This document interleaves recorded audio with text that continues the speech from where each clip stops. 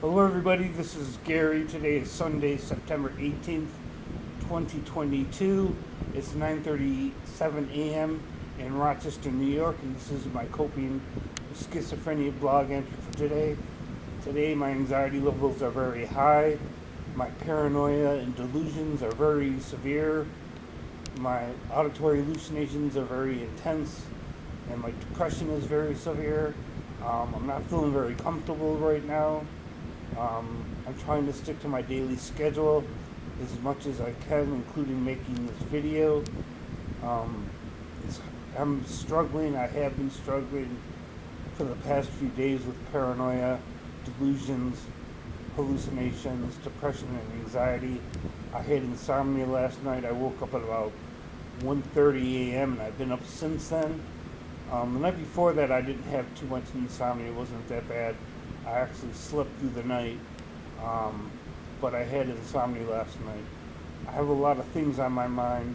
I'm recertifying for my apartment, recertifying for my lease, just trying to get all of the paperwork done. My bank is supposed to send something over to my landlord that they need information on my bank accounts, and it has to be faxed over.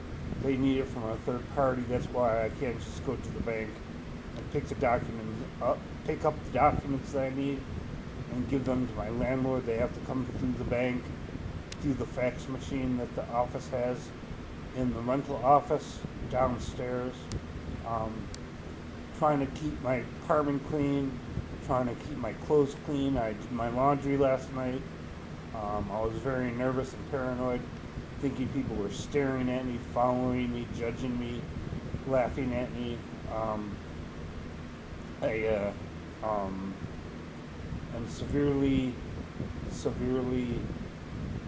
anxious right now. I'm not suicidal. I'm not violent, but I am very, very uncomfortable. I'm seeing my psychiatrist on Friday. I'm seeing my primary care nurse practitioner on September 28th, and I'm seeing my peer support specialist on the 29th. I saw my peer support specialist a couple of days ago, and we talked about my paranoia was being real bad, and I'm struggling. She's aware of that. My therapist is aware of that. I will call my therapist tomorrow to check in with her to let her know how I'm doing. Maybe she can consult with me over the phone. They do have telemedicine visits if necessary. And she is a crisis therapist. She's my primary therapist, but she's also a crisis therapist. I don't think I need to go to the psychiatric emergency room.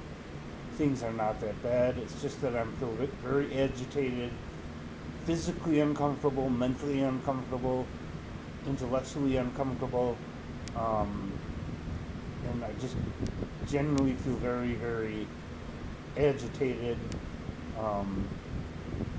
Going to the psychiatric emergency room would be a bad idea because it's a very hostile environment. It's very, very restrictive. People are yelling and screaming at each other, or yelling and screaming at the staff, getting restrained, held down. There's a lot of noise. It's overcrowded because the psychiatric emergency room doesn't refuse anyone. They let people in, and it gets very, very overloaded and very, very overcrowded. I think the staff there sometimes feel overwhelmed by all the patients that they have to see.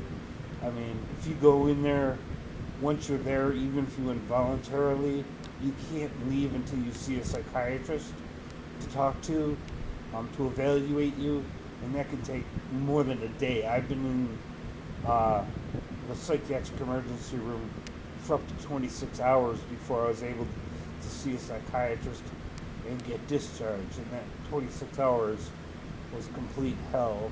I don't want to go to the psychiatric emergency room. I'm doing everything I can to avoid it.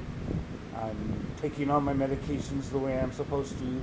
I take the Klonopin, Zyprexa, the Seroquel, all of my medications the way I'm supposed to. I'm still on Cymbalta for physical pain. Neurontin for physical pain, Flexeril for back pain, Tylenol and Motrin for physical pain in my joints, especially my right knee. My right knee still kind of hurts after surgery on May 13th. I had a torn meniscus removed from my right knee, so it hurts a little bit when I walk on it. But my doctor does want me to walk on it, exercise it every day, do physical therapy exercises and walking, which I will do later because it's part of my daily schedule. I'm doing consumer surveys today for extra money. That's part of my daily schedules. Meditating twice a day is part of my daily schedule. I already meditated this morning to try to calm down. But other than that, there's not much else going on. Like, comment, share, subscribe.